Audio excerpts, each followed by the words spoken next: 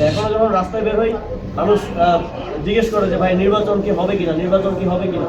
নির্বাচন কমিশনের ব্যর্থতা যে এখন পর্যন্ত মানুষকে ওই কনফিডেন্সটা তারা দিতে পারেননি যে নির্বাচন হবে কি হবে না, এটা নিয়ে মানুষের মধ্যে শঙ্কা আছে। সরকারি কর্মকর্তারা, বিভিন্ন গোয়েন্দা সংস্থার প্রধানগণ একটা পার্টি অফিসের দিকে তাদের কেবলা ঠিক করে ফেলেছে। তারা সেখানে নিয়মিত যাচ্ছেন। চিহ্নিত সন্ত্রাসীরা আসমানের নিচে ঘুরে বেড়াচ্ছে।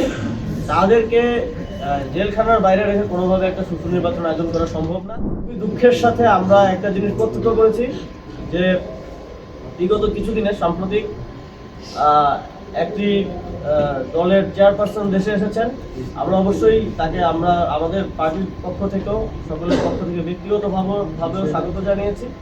তবে তারপরে আমরা যেটা দেখলাম সেটা বাংলাদেশের গণতন্ত্রের জন্য একটা অশনি সংকেত। আমরা দেখলাম যে বিভিন্ন সরকারি কর্মকর্তারা, বিভিন্ন গোয়েন্দা সংস্থার প্রধানগণ একটা পার্টি অফিসের দিকে তাদের কেবলা ঠিক করে ফেলেছে। তারা সেখানে নিয়মিত যাচ্ছেন এবং আমরা মনে করছি যে এটা বাংলাদেশের গণতন্ত্রের জন্য হুমকি স্বরূপ।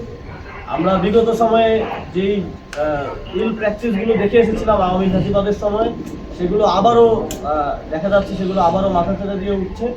আমরা বাংলাদেশের সবসময়ই দেখেছি প্রশাসনের ঝোঁক থাকে ক্ষমতাসীনদের প্রতি, কিন্তু ক্ষমতাসীন হওয়ার আগেই, মানুষের জনরায় প্রকাশিত হওয়ার আগেই এ ধরনের ধৃষ্টতা আমরা কোনোভাবেই মেনে নেব না। এবং আমরা সরকারকে এবং নির্বাচন কমিশনকে আহ্বান জানাবো যে যারা সেখানে গিয়েছেন তারা স্পষ্টভাবেই তাদের সরকারি চাকরির যে বিধিমালা সেটা লঙ্ঘন করেছেন এবং একই সাথে বাংলাদেশের মানুষের আগামী নির্বাচনে জনরায় দেওয়ার এবং ভোটাধিকার প্রয়োগ করার যে একটা উৎসাহ ছিল, সেই উৎসাহেও ভাটা করেছে এ ধরনের কার্যক্রমের মধ্য দিয়ে। আমরা সরকারকে আহ্বান জানাবো যে যারা সেখানে গিয়েছেন তাদের বিরুদ্ধে দ্রুত শাস্তিমূলক ব্যবস্থা গ্রহণ করা এবং এটা জনগণের কাছে নিশ্চিত করা যে জনগণের ভোটাধিকার দেওয়ার জন্য এখনো সুযোগ বাকি আছে।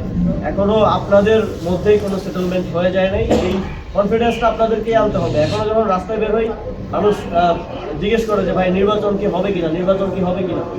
তো আমি মনে করি যে এটা সরকারের এবং নির্বাচন কমিশনের ব্যর্থতা যে এখন পর্যন্ত মানুষকে ওই কনফিডেন্সটা তারা দিতে পারেননি যে নির্বাচন হবে কি হবে না, এটা নিয়ে মানুষের মধ্যে শঙ্কা আছে। যখন এই বিষয়গুলো নিয়ে শঙ্কা থাকে তখন মানুষ আসলে ভোটাধিকার প্রয়োগের ক্ষেত্রে আগ্রহ পান না।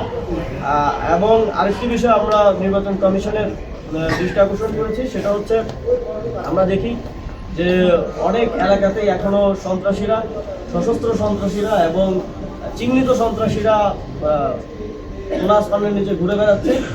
তাদেরকে জেলখানার বাইরে রেখে কোনোভাবে একটা সুষ্ঠু নির্বাচন আয়োজন করা সম্ভব না।